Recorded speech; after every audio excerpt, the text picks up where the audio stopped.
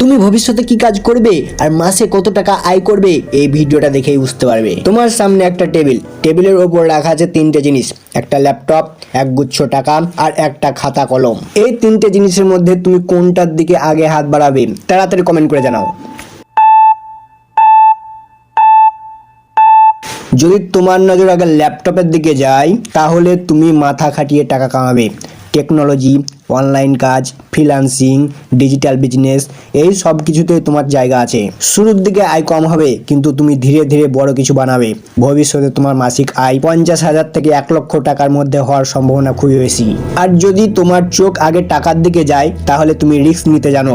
তুমি চাকরির গণ্ডির মধ্যে আটকে থাকতে চাও না। ব্যবসা, সেলস বা নিজের কিছু শুরু করার স্বপ্ন তোমার আছে। শুরুর সময়ে চাপ থাকবে, কখনো লোকসানও হতে পারে, কিন্তু একবার দাঁড়াতে পারলে তোমার মাসিক আয় 1 লক্ষ টাকার সীমা পেরোতেও পারে। আর যদি তুমি খাতা আর কলম বেছে নাও তাহলে তুমি ধৈর্যশীল আর ক্রিয়েটিভ মানুষ। তুমি জ্ঞান ভাগ করতে ভালোবাসো।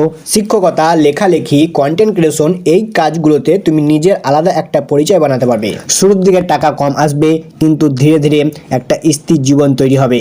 ভবিষ্যতে মাসে 30 থেকে 70,000 টাকা স্থিরভাবে আয় করার সম্ভাবনা আছে। এই ছিল তোমার মন আসলে কোন দিকে যেতে চাই আর কত টাকা আয় করতে চাই। ভিডিওতে লাইক করে চ্যানেলটা সাবস্ক্রাইব করে ভিডিওটা শেয়ার করো।